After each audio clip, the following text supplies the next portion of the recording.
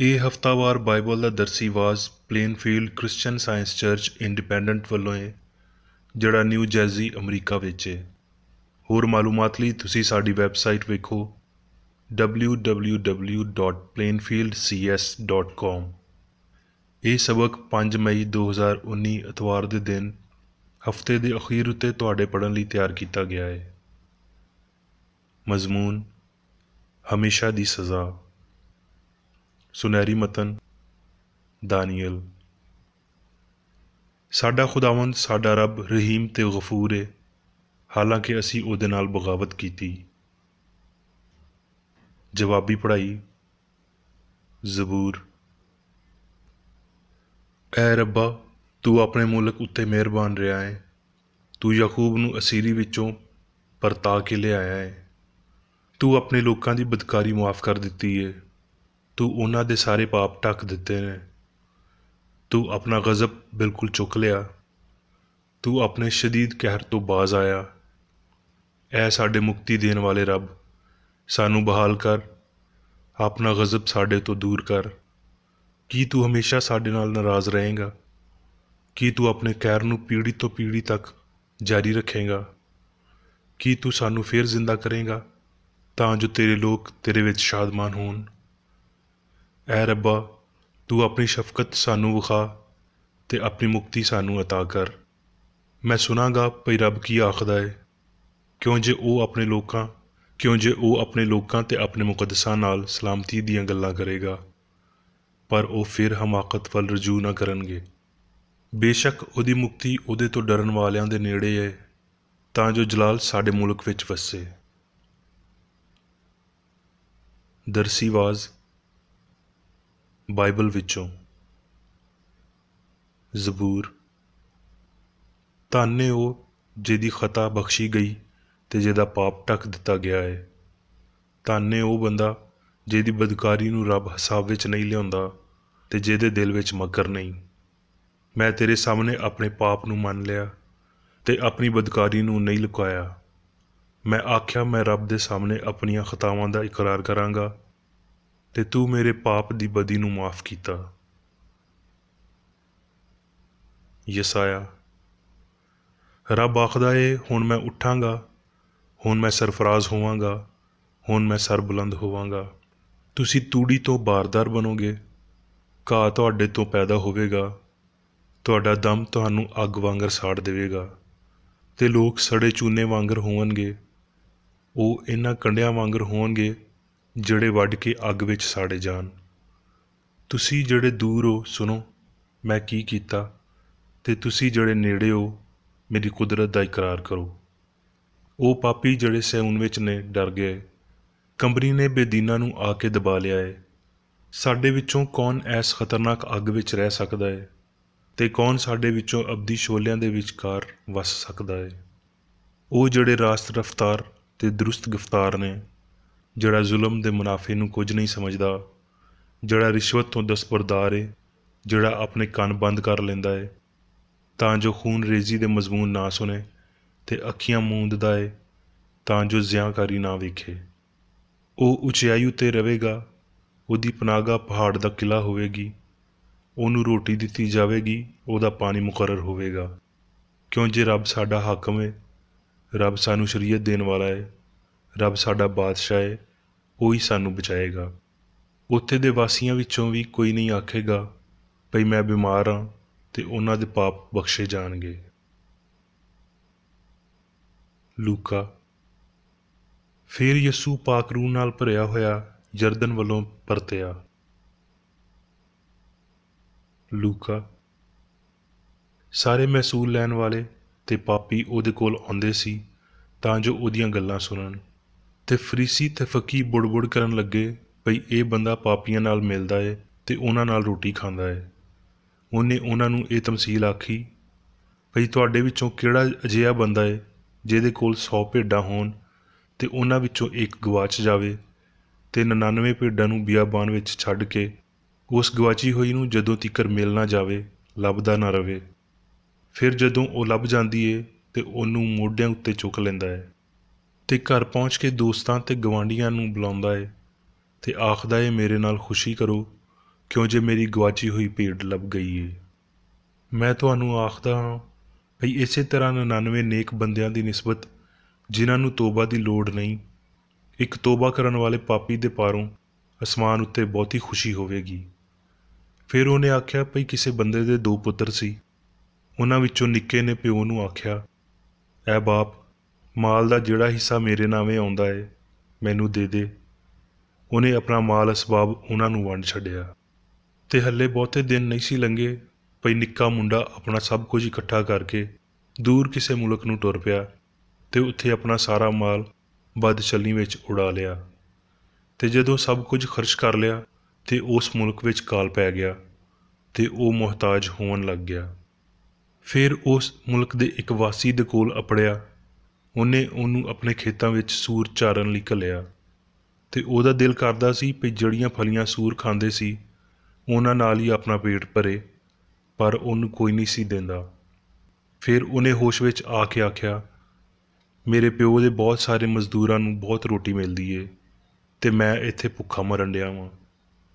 ਮੈਂ ਉੱਠ ਕੇ ਆਪਣੇ ਪਿਓ ਕੋਲ ਜਾਵਾਂਗਾ ਤੇ ਉਹਨੂੰ ਆਖਾਂਗਾ, ਐ ਬਾਪ, ਮੈਂ ਅਸਮਾਨ ਤੇ ਤੇਰੀ ਨਜ਼ਰ ਵਿੱਚ ਪਾਪੀ ਬਣਿਆ ਵਾਂ। ਹੁਣ ਐਸ ਲਾਇਕ ਨਹੀਂ ਰਿਹਾ ਭਈ ਤੇਰਾ ਪੁੱਤਰ ਰਖਵਾਵਾਂ। ਮੈਨੂੰ ਆਪਣੇ ਮਜ਼ਦੂਰਾਂ ਵਰਗਾ ਕਰ ਲੈ। ਫਿਰ ਉਹ ਉੱਠ ਕੇ ਆਪਣੇ ਪਿਓ ਕੋਲ ਚਲਾ ਗਿਆ। ਉਹ ਹਲੇ ਦੂਰ ਹੀ ਸੀ ਤੇ ਉਹਨੂੰ ਵੇਖ ਕੇ ਉਹਦੇ ਪਿਓ ਨੂੰ ਤਰਸ ਆਇਆ ਤੇ ਦੌੜ ਕੇ ਉਹਨੇ ਗਲੇ ਲਾਇਆ ਤੇ ਉਹਨੂੰ ਚੁੰਮਿਆ। ਪੁੱਤਰ ਨੇ ਉਹਨੂੰ ਆਖਿਆ, ਐ ਬਾਪ, ਮੈਂ ਅਸਮਾਨ ਦਾ ਤੇ ਤੇਰੀ ਨਜ਼ਰ ਵਿੱਚ ਪਾਪੀ ਹੋਇਆ। ਹੁਣ ਐਸ ਲਾਇਕ ਨਹੀਂ ਰਿਹਾ ਭਈ ਫਿਰ ਤੇਰਾ ਪੁੱਤਰ ਰਖਵਾਵਾਂ। ਪਿਓ ਨੇ ਆਪਣੇ ਨੌਕਰਾਂ ਨੂੰ ਆਖਿਆ, ਚੰਗੇ ਤੋਂ ਚੰਗਾ ਲਿਬਾਸ ਉਹਨੂੰ ਪਾਓ ਤੇ ਉਹਦੇ ਹੱਥ ਵਿੱਚ ਅੰਗੂਠੀ ਤੇ ਪੈਰਾਂ ਵਿੱਚ ਜੁੱਤੀ ਪਾਓ ਤੇ ਪਲੇ ਹੋਏ ਲੇਲੇ ਨੂੰ ਲਿਆ ਕੇ ਹਲਾਲ ਕਰੋ ਤਾਂ ਜੋ ਅਸੀਂ ਖਾ ਕੇ ਖੁਸ਼ੀ ਮਨਾਈਏ। ਕਿਉਂ ਜੇ ਮੇਰਾ ਇਹ ਪੁੱਤਰ ਮੁਰਦਾ ਸੀ, ਹੁਣ ਜਿਉਂਦਾ ਹੋਇਆ ਹੈ, ਗਵਾਚ ਗਿਆ ਸੀ, ਹੁਣ ਲੱਭਿਆ ਹੈ। ਲੂਕਾ। ਐਬਜੋਈ ਨਾ ਕਰੋ, ਤੁਹਾਡੀ ਵੀ ਐਬਜੋਈ ਨਹੀਂ ਕੀਤੀ ਜਾਵੇਗੀ। ਮੁਜਰਮ ਨਾ ਠਹਿਰਾਓ, ਤੁਹਾਨੂੰ ਵੀ ਮੁਜਰਮ ਨਾ ਠਹਿਰਾਇਆ ਜਾਵੇਗਾ। ਖੁਲਾਸੀ ਦੇਵੋ, ਤੁਸੀਂ ਵੀ ਖੁਲਾਸੀ ਪਾਓਗੇ। ਦਿਆ ਕਰੋ ਤੇ ਤੁਹਾਨੂੰ ਵੀ ਦਿੱਤਾ ਜਾਵੇਗਾ। ਚੰਗਾ ਪੈਮਾਨਾ ਦਬ ਦਬ ਕੇ ਤੇ ਹਿਲਾ ਹਿਲਾ ਕੇ ਤੇ ਭਰ ਕੇ ਤੁਹਾਡੇ ਪੱਲੇ ਪਾਉਣਗੇ। ਕਿਉਂ ਜੇ ਜਿਸ ਪੈਮਾਨੇ ਨਾਲ ਤੁਸੀਂ ਨਾਪਦੇ ਹੋ ਉਹਦੇ ਨਾਲ ਹੀ ਤੁਹਾਡੇ ਲਈ ਨਾਪਿਆ ਜਾਵੇਗਾ। ਇਫਸੀਓਂ। ਸਾਡੇ ਖੁਦਾਵੰਦ ਯਿਸੂ ਮਸੀਹ ਦੇ ਰੱਬ ਤੇ ਪਿਓ ਦੀ ਵਡਿਆਈ ਹੋਵੇ, ਜਿਨ੍ਹੇ ਸਾਨੂੰ ਮਸੀਹ ਵਿੱਚ ਅਸਮਾਨੀ ਥਾਵਾਂ ਉੱਤੇ ਹਰ ਤਰ੍ਹਾਂ ਦੀ ਰੂਹਾਨੀ ਬਰਕਤ ਦਿੱਤੀ। ਇਸ ਲਈ ਉਹਨੇ ਸਾਨੂੰ ਉਹਦੇ ਵਿੱਚ ਸੰਸਾਰ ਨੂੰ ਬਣਾਉਣ ਤੋਂ ਪਹਿਲਾਂ ਚੁਣ ਲਿਆ ਤਾਂ ਜੋ ਅਸੀਂ ਉਹਦੇ ਸਾਹਮਣੇ ਪਿਆਰ ਵਿੱਚ ਪਾਕ ਤੇ ਬੇਐਬ ਹੋਈਏ। ਤੇ ਉਹਨੇ ਆਪਣੀ ਮਰਜ਼ੀ ਦੇ ਨੇਕ ਇਰਾਦੇ ਦੇ ਮੁਤਾਬਿਕ ਸਾਨੂੰ ਆਪਣੇ ਲਈ ਪਹਿਲਾਂ ਤੋਂ ਚੁਣ ਲਿਆ ਭਈ ਯਿਸੂ ਮਸੀਹ ਦੇ ਰਾਹੀਂ ਉਹਦੇ ਗੋਦ ਲਏ ਹੋਏ ਪੁੱਤਰ ਬਣੀਏ, ਤਾਂ ਜੋ ਉਹਦੇ ਉਸ ਫਜ਼ਲ ਦੀ ਸਤਾਇਸ਼ ਹੋਵੇ ਜਿਹੜਾ ਸਾਨੂੰ ਉਸ ਅਜ਼ੀਜ਼ ਵਿੱਚ ਮੁਫਤ ਦਿੱਤਾ ਗਿਆ। ਸਾਨੂੰ ਉਹਦੇ ਵਿੱਚ ਉਹਦੇ ਖੂਨ ਦੇ ਰਾਹੀਂ ਮਖਲਸੀ ਯਾਨੀ ਕਸੂਰਾਂ ਦੀ ਮਾफ़ੀ ਉਹਦੇ ਉਸ ਫਜ਼ਲ ਦੀ ਦੌਲਤ ਦੇ ਮੁਤਾਬਿਕ ਹਾਸਲ ਹੈ। ਹੁਣ ਮੈਂ ਮੇਰੀ ਬੇਕਰ ਏਡੀ ਦੀ ਲਿਖੀ ਹੋਈ ਕ੍ਰਿਸਚਨ ਸਾਇੰਸ ਦੀ ਦਰਸੀ ਕਿਤਾਬ ਸਾਇੰਸ ਤੇ ਸਿਹਤ ਆਇਤਾਂ ਦੀ ਕੁੰਜੀ ਦੇ ਨਾਲ ਵਿੱਚੋਂ ਲਈਆਂ ਹੋਈਆਂ ਲਿਖਾਈਆਂ ਪੜ੍ਹਾਂਗਾ। ਸਾਇੰਸ ਤੇ ਸਿਹਤ। ਰੱਬ ਨੇ ਸਭ ਕੁਝ ਧਿਆਨ ਨਾਲ ਬਣਾਇਆ ਤੇ ਸਭ ਕੁਝ ਕਾਮਲ ਤੇ ਅਬਦੀ ਏ। ਰੱਬ ਦੇ ਲੋਕਾਂ ਦੇ ਬਾਰੇ ਨਾ ਕਿ ਇਨਸਾਨ ਦੇ ਬੱਚਿਆਂ ਦੇ ਬਾਰੇ ਗੱਲ ਕਰਦਿਆਂ ਹੋਏ ਯਿਸੂ ਨੇ ਆਖਿਆ, ਰੱਬ ਦੀ ਬਾਦਸ਼ਾਹੀ ਤੁਹਾਡੇ ਵਿਚਕਾਰ ਏ, ਯਾਨੀ ਸੱਚਾਈ ਤੇ ਪਿਆਰ ਅਸਲੀ ਇਨਸਾਨ ਉੱਤੇ ਹਕੂਮਤ ਕਰਦੀ ਏ, ਇਹ ਜ਼ਾਹਰ ਕਰਦਿਆਂ ਹੋਏ ਵੀ ਇਨਸਾਨ ਰੱਬ ਦੀ ਸੂਰਤ ਉੱਤੇ ਬੇਗੁਨਾਹ ਤੇ ਅਬਦੀ ਏ। ਉਸ ਕਾਮਲ ਬੰਦੇ ਵਿੱਚ ਮੁਕਤੀਦਾਤਾ ਨੇ ਰੱਬ ਦੀ ਆਪਣੀ ਸ਼ਬੀਹ ਤੇ ਸੂਰਤ ਨੂੰ ਵੇਖਿਆ ਤੇ ਇਨਸਾਨ ਦੇ ਇਸ ਠੀਕ ਨਜ਼ਰੀਏ ਨੇ ਬਿਮਾਰੀ ਨੂੰ ਠੀਕ ਕੀਤਾ। ਇਸ ਲਈ ਯਿਸੂ ਨੇ ਤਾਲੀਮ ਦਿੱਤੀ ਭਈ ਰੱਬ ਬਰਕਰਾਰ ਤੇ ਆਲਮਗੀਰ ਏ ਤੇ ਇਹ ਭਈ ਇਨਸਾਨ ਪਾਕ ਤੇ ਮੁਕੱਦਸ ਏ। ਆਪਣੀ ਪਾਕੀਜ਼ਗੀ ਦੇ ਤਨਾਸਬ ਵਿੱਚ ਇਨਸਾਨ ਕਾਮਲ ਏ ਤੇ ਕਾਮਲੀਅਤ ਹਸਤੀ ਦੀ ਅਸਮਾਨੀ ਤਰਤੀਬ ਏ ਜਿਹੜੀ ਮਸੀਹ ਵਿੱਚ ਹਯਾਤੀ ਦੇ ਰੂਹਾਨੀ ਖਿਆਲ ਨੂੰ ਜ਼ਾਹਿਰ ਕਰਦੀ ਏ। ਰੱਬ ਜਾਂ ਚੰਗਿਆਈ ਨੇ ਇਨਸਾਨ ਨੂੰ ਕਦੀ ਪਾਪ ਦੇ ਕਾਬਲ ਨਹੀਂ ਬਣਾਇਆ। ਰੱਬ ਉਂਝ ਹੀ ਪਾਪ, ਬਿਮਾਰੀ ਅਤੇ ਮੌਤ ਨੂੰ ਪੈਦਾ ਕਰਨ ਦਾ ਨਾਅਹਿਲ ਹੈ, ਜਿਵੇਂ ਉਹ ਇਹਨਾਂ ਗਲਤੀਆਂ ਦਾ ਤਜਰਬਾ ਕਰਨ ਲਈ ਨਾਅਹਿਲ ਹੈ। ਅਤੇ ਫਿਰ ਉਹਦੇ ਲਈ ਇਹ ਕਿੰਝ ਮੁਮਕਿਨ ਹੈ ਭਈ ਉਹ ਗਲਤੀਆਂ ਦੇ ਤਰਾਜ਼ੂ ਨਾਲ ਇਨਸਾਨ ਨੂੰ ਮੁਜ਼ੱਯਨ ਕਰਕੇ ਖਲਕ ਕਰੇ, ਅਜਿਹਾ ਇਨਸਾਨ ਜਿਹੜਾ ਇਲਾਹੀ ਸੂਰਤ ਉੱਤੇ ਪੈਦਾ ਕੀਤਾ ਗਿਆ ਹੈ। ਰੱਬ ਦੀਆਂ ਅੱਖੀਆਂ ਅਜਿਹੀਆਂ ਪਾਕ ਨੇ ਭਈ ਉਹ ਬਦੀ ਨੂੰ ਨਹੀਂ ਵੇਖ ਸਕਦੀਆਂ। ਅਸੀਂ ਝੂਠ ਨੂੰ ਕਬੂਲ ਕਰਨ ਨਾਲ ਨਹੀਂ ਬਲਕਿ ਰੱਦ ਕਰਨ ਨਾਲ ਸੱਚਾਈ ਵਿੱਚ ਕਾਇਮ ਰਹਿੰਦੇ ਹਾਂ। ਯਿਸੂ ਨੇ ਮੁਜੱਸਮ ਬਦੀ ਦੇ ਬਾਰੇ ਆਖਿਆ ਭਈ ਇਹ ਝੂਠੀ ਹੈ ਅਤੇ ਝੂਠੇ ਦਾ ਪਿਓ ਹੈ। ਸੱਚਾਈ ਨਾ ਝੂਠ ਨੂੰ, ਝੂਠ ਦੀ ਲਿਆਕਤ ਨੂੰ ਅਤੇ ਨਾ ਝੂਠੇ ਨੂੰ ਪੈਦਾ ਕਰਦੀ ਹੈ।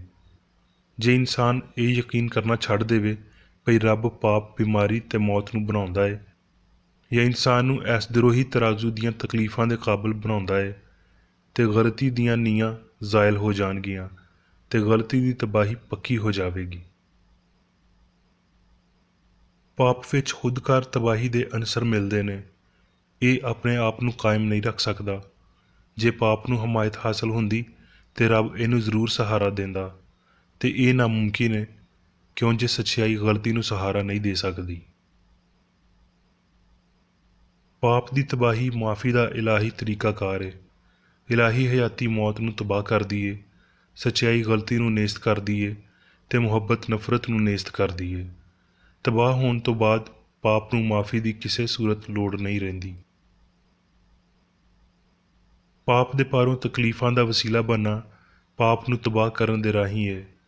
ਪਾਪ ਵਿੱਚ ਮਿਲਣ ਵਾਲੀ ਹਰ ਫਰਜ਼ੀ ਤਸਕੀਨ ਇਹਦੀ ਸਾਵੀਂ ਪੀੜ ਤੋਂ ਬਹੁਤੀ ਆਰਾਸਤਾ ਹੋਵੇਗੀ ਜਦੋਂ ਤੀਕਰ ਭਈ ਮਾਦੀ ਹਯਾਤ ਅਤੇ ਪਾਪ ਉੱਤੇ ਯਕੀਨ ਨੂੰ ਤਬਾਹ ਨਹੀਂ ਕਰ ਦਿੱਤਾ ਜਾਂਦਾ। ਇਹ ਫਰਜ਼ ਕਰਨਾ ਭਈ ਜਿਵੇਂ ਰੱਬ ਦਾ ਰਹਿਮ ਮਤਲੂਬ ਜਾਂ ਗੈਰ ਮਤਲੂਬ ਹੁੰਦਾ ਹੈ, ਉਹਦੇ ਮੁਤਾਬਕ ਹੀ ਰੱਬ ਪਾਪ ਨੂੰ ਮਾफ़ ਕਰਦਾ ਜਾਂ ਸਜ਼ਾ ਦਿੰਦਾ ਹੈ। ਇਹ ਪਿਆਰ ਦੀ ਗਲਤ ਸਮਝ ਹੈ ਅਤੇ ਇਹ ਆਪਣੇ ਗਲਤ ਅਮਲਾਂ ਲਈ ਦੁਆ ਨੂੰ ਹਿਫਾਜ਼ਤੀ ਦਰ ਬਣਾਉਣ ਦੇ ਬਰਾਬਰ ਹੈ। ਇਹਨੂੰ ਮੁਕਾਉਣ ਤੋਂ ਪਹਿਲਾਂ ਯਿਸੂ ਪਾਪ ਨੂੰ ਬੇਨਕਾਬ ਕਰਦਾ ਅਤੇ ਮਲਾਮਤ ਕਰਦਾ ਹੈ। ਬਿਮਾਰ ਬੁੱਢੀ ਨੂੰ ਉਹਨੇ ਆਖਿਆ ਭਈ ਤੈਨੂੰ ਸ਼ੈਤਾਨ ਨੇ ਜਕੜ ਰੱਖਿਆ ਸੀ, ਅਤੇ ਪਤਰਸ ਨੂੰ ਆਖਿਆ ਤੂੰ ਮੇਰੇ ਲਈ ਠੋਕਰ ਦਾ ਬਾਇਸ ਹੈ। ਉਹ ਇਨਸਾਨ ਨੂੰ ਵਿਖਾਉਣ ਅਤੇ ਤਾਲੀਮ ਦੇਣ ਆਇਆ ਭਈ ਕਿਵੇਂ ਪਾਪ, ਬਿਮਾਰੀ ਅਤੇ ਮੌਤ ਨੂੰ ਤਬਾਹ ਕਰਨਾ ਹੈ। ਗਲਤ ਕੰਮਾਂ ਤੋਂ ਸ਼ਰਮਿੰਦਗੀ ਇਸਲਾਹ ਵੱਲ ਪਹਿਲਾ ਕਦਮ ਹੈ, ਪਰ ਇਹ ਕਦਮ ਬਹੁਤ ਆਸਾਨ ਹੈ। ਅਕਲ ਦੇ ਪਾਰੋਂ ਜਿਹੜਾ ਅਗਲਾ ਅਤੇ ਵੱਡਾ ਕਦਮ ਚੁੱਕਣ ਦੀ ਲੋੜ ਹੈ, ਉਹ ਵਫਾਦਾਰੀ ਵਾਲੀ ਅਜ਼ਮਾਇਸ਼ ਹੈ, ਯਾਨੀ ਇਸਲਾਹ। ਇੱਥੇ ਤੀਕਰ ਸਾਨੂੰ ਹਾਲਾਤ ਦੇ ਦਬਾਅ ਵਿੱਚ ਰੱਖਿਆ ਜਾਂਦਾ ਹੈ। ਆਜ਼ਮਾਇਸ਼ ਸਾਨੂੰ ਜੁਰਮ ਨੂੰ ਦੁਬਾਰਾ ਕਰਨ ਦੀ ਦਾਵਤ ਦਿੰਦੀ ਹੈ, ਅਤੇ ਜੋ ਕੁਝ ਹੋਇਆ ਹੁੰਦਾ ਹੈ ਉਹਦੇ ਪਾਰੋਂ ਦੁੱਖ ਤਕਲੀਫਾਂ ਮਿਲਦੀਆਂ ਨੇ। ਇਹ ਹਮੇਸ਼ਾ ਹੋਵੇਗਾ ਜਦ ਤੀਕਰ ਅਸੀਂ ਇਹ ਨਹੀਂ ਸਿੱਖਦੇ ਭਈ ਇਨਸਾਫ ਦੇ ਕਾਨੂੰਨ ਵਿੱਚ ਕੋਈ ਰਿਆਇਤ ਨਹੀਂ ਹੈ, ਅਤੇ ਸਾਨੂੰ ਕੋੜੀ ਕੋੜੀ ਅਦਾ ਕਰਨਾ ਪਏਗੀ। ਜਿਸ ਪੈਮਾਨੇ ਨਾਲ ਤੁਸੀਂ ਨਾਪਦੇ ਹੋ ਉਹਦੇ ਨਾਲ ਹੀ ਤੁਹਾਡੇ ਲਈ ਨਾਪਿਆ ਜਾਵੇਗਾ, ਅਤੇ ਇਹ ਭਰ ਜਾਵੇਗਾ ਅਤੇ ਬਾਹਰ ਡੁੱਲੇਗਾ। ਪਾਕੀਜ਼ਗੀ ਉੱਤੇ ਪਾਕੀਜ਼ਗੀ ਦੀ ਪਾਬੰਦਕਾਰੀ ਕਰਨਾ, ਇਹ ਫਰਜ਼ ਕਰਨਾ ਭਈ ਪਾਪ ਬਗੈਰ ਛੱਡਿਓਂ ਮਾਫ਼ ਕੀਤਾ ਜਾ ਸਕਦਾ ਹੈ, ਇਹ ਇੰਜ ਦੀ ਬੇਵਕੂਫੀ ਹੈ ਜਿਵੇਂ ਮੱਛਰ ਨੂੰ ਨੱਤ ਪਾਣੀ ਅਤੇ ਊਂਠਾਂ ਨੂੰ ਸਬੂਤੇ ਖਾ ਜਾਣਾ ਬੇਵਕੂਫੀ ਹੈ। ਸਾਇੰਸੀ ਇਤਿਹਾਦ ਜਿਹੜਾ ਰੱਬ ਅਤੇ ਇਨਸਾਨ ਦੇ ਵਿਚਕਾਰ ਮੌਜੂਦ ਹੈ, ਉਹਨੂੰ ਅਮਲੀ ਹਯਾਤੀ ਵਿੱਚ ਕਸ਼ੀਦਾ ਕਰਨਾ ਚਾਹੀਦਾ ਹੈ, ਅਤੇ ਰੱਬ ਦੀ ਮਰਜ਼ੀ ਆਲਮਗੀਰ ਤੌਰ 'ਤੇ ਪੂਰੀ ਕੀਤੀ ਜਾਣੀ ਚਾਹੀਦੀ ਹੈ। ਪੈਂਡੂਲਮ ਵਾਂਗਰ ਪਾਪ ਅਤੇ ਮਾਫੀ ਦੇ ਵਿਚਕਾਰ ਲਮਕਦਿਆਂ ਹੋਏ ਖੁਦਗਰਜ਼ੀ ਅਤੇ ਨਫਸ ਪ੍ਰਸਤੀ ਨੂੰ ਲਗਾਤਾਰ ਤਨਜ਼ਲੀ ਦੀ ਵਜ੍ਹਾ ਹੁੰਦਿਆਂ ਹੋਏ ਸਾਡੀ ਅਖਲਾਕੀ ਤਰੱਕੀ ਹੌਲੀ ਹੋ ਜਾਵੇਗੀ। ਮਸੀਹ ਦੇ ਮੁਤਾਲਬੇ ਉੱਤੇ ਜਾਗਣ ਨਾਲ ਇਨਸਾਨ ਮੁਸੀਬਤਾਂ ਦਾ ਤਜਰਬਾ ਕਰਦੇ ਨੇ। ਇਹ ਉਹਨਾਂ ਨੂੰ ਇੱਕ ਡੁੱਬਦੇ ਹੋਏ ਬੰਦੇ ਵਾਂਗਰ ਰੱਬ ਨੂੰ ਇਹਨਾਂ ਨੂੰ ਬਚਾਉਣ ਦੀ ਪੂਰੀ ਕੋਸ਼ਿਸ਼ ਕਰਨ ਦੀ ਤਰਗੀਬ ਦਿੰਦਾ ਹੈ, ਅਤੇ ਮਸੀਹ ਦੇ ਕੀਮਤੀ ਲਹੂ ਦੇ ਰਾਹੀਂ ਇਹ ਕੋਸ਼ਿਸ਼ਾਂ ਕਾਮਯਾਬੀ ਦਾ ਸਿਹਰਾ ਬਣਦੀਆਂ ਨੇ। ਆਪਣੀ ਮੁਕਤੀ ਲਈ ਕੋਸ਼ਿਸ਼ ਕਰੋ, ਇਹ ਹਯਾਤੀ ਅਤੇ ਪਿਆਰ ਦੀ ਮੰਗ ਹੈ, ਕਿਉਂ ਜੇ ਇੱਥੇ ਤੀਕਰ ਪਹੁੰਚਣ ਲਈ ਰੱਬ ਤੁਹਾਡੇ ਨਾਲ ਕੰਮ ਕਰਦਾ ਹੈ। ਤੁਸੀਂ ਕਾਇਮ ਰਹੋ ਜਦੋਂ ਤੀਕਰ ਮੈਂ ਨਾ ਆਵਾਂ। ਆਪਣੇ ਅਜਰ ਦੀ ਉਡੀਕ ਕਰੋ ਅਤੇ ਨੇਕ ਕੰਮ ਕਰਨ ਵਿੱਚ ਹਿੰਮਤ ਨਾ ਹਾਰੋ। ਜੇ ਤੁਹਾਡੀਆਂ ਕੋਸ਼ਿਸ਼ਾਂ ਖੌਫ ਅਤੇ ਹਰਾਸ ਵਿੱਚ ਘਿਰੀਆਂ ਨੇ ਅਤੇ ਤੁਹਾਨੂੰ ਇਸ ਵੇਲੇ ਕੋਈ ਅਜਰ ਨਹੀਂ ਮਿਲ ਰਿਹਾ, ਪਰਤ ਕੇ ਗਲਤੀ ਵੱਲ ਨਾ ਜਾਓ ਅਤੇ ਨਾ ਹੀ ਇਸ ਦੌੜ ਵਿੱਚ ਸੁਸਤ ਹੋ ਜਾਓ। ਜਦੋਂ ਜੰਗ ਦਾ ਧੂੰਆਂ ਛੱਡ ਜਾਂਦਾ ਹੈ, ਤੁਸੀਂ ਉਸ ਚੰਗਿਆਈ ਨੂੰ ਜਾਣ ਜਾਓਗੇ ਜਿਹੜੀ ਤੁਸੀਂ ਕੀਤੀ ਹੈ, ਅਤੇ ਤੁਹਾਡੇ ਹੱਕ ਦੇ ਮੁਤਾਬਕ ਤੁਹਾਨੂੰ ਮਿਲੇਗਾ।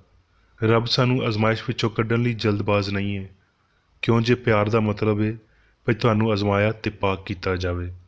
ਗਲਤੀ ਤੋਂ ਅਖੀਰੀ ਰਿਹਾਈ, ਜਿਹਦੇ ਹੇਠਾਂ ਰਹਿੰਦਿਆਂ ਹੋਏ ਅਸੀਂ ਲਾਫਾਨੀਅਤ, ਬੇਇੰਤਹਾ ਆਜ਼ਾਦੀ, ਬੇਗੁਨਾਹ ਸਿਆਣ ਵਿੱਚ ਖੁਸ਼ ਹੁੰਦਿਆਂ ਹੋਏ ਫੁੱਲਾਂ ਨਾਲ ਸਜੀ ਹੋਈ ਰਾਹ ਵਿੱਚ ਲੰਘ ਕੇ ਨਹੀਂ ਮਿਲਦੀ, ਨਾ ਕਿਸੇ ਦੇ ਈਮਾਨ ਦੇ ਬਗੈਰ ਕਿਸੇ ਹੋਰ ਦੀ ਮੁਤਬਾਦਲ ਕੋਸ਼ਿਸ਼ ਨਾਲ ਸਾਹਮਣੇ ਆਉਂਦੀ ਏ।